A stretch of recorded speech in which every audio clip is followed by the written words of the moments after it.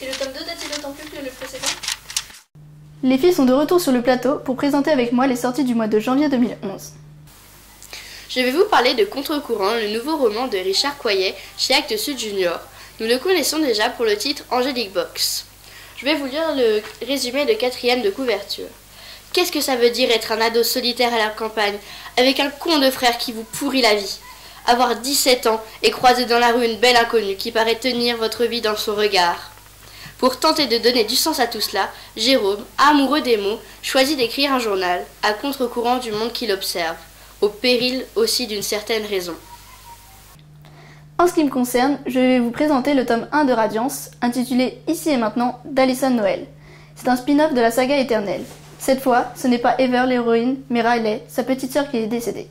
En voici un petit passage. En vérité, dès l'instant où je suis morte, je me suis sentie plus vivante que jamais.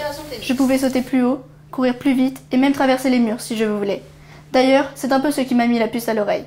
Traverser les murs. Évidemment, ce n'est pas comme si j'avais ce genre de talent par nature. Donc j'ai compris qu'il se passait quelque chose. Un truc grave.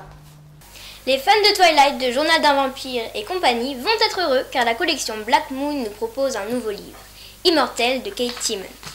De quoi parle-t-il? Nastasia est une immortelle. Elle semble avoir 18 ans, mais en a 459. Ces dernières décennies, sa vie consiste à noyer son ennui dans les soirées arrosées. Un soir, à Londres, son meilleur ami brise le dos d'un homme qu'il trouvait gênant. Bouleversée par cette cruauté et rongée par la culpabilité de n'avoir rien fait pour s'interposer, Nasty s'enfuit aux États-Unis. Elle y rejoint River, une autre immortelle qui l'avait invitée autrefois à vivre chez elle.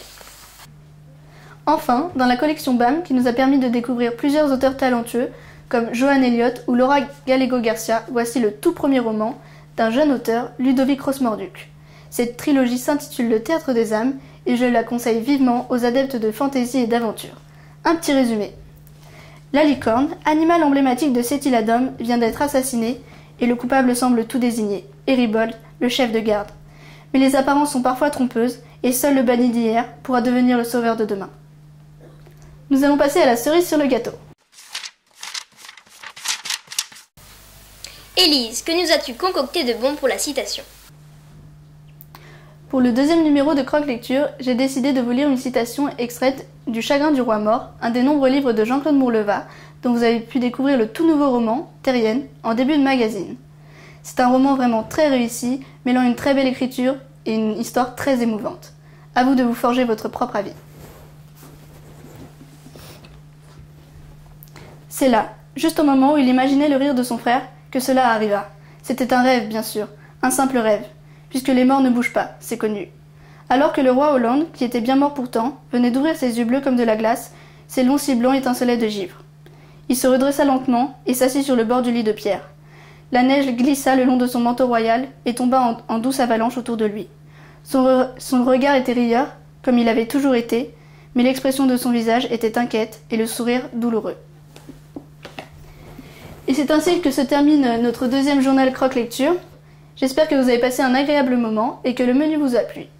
Vous pouvez retrouver toutes les informations sur notre blog, dont l'adresse apparaîtra dans le générique de fin.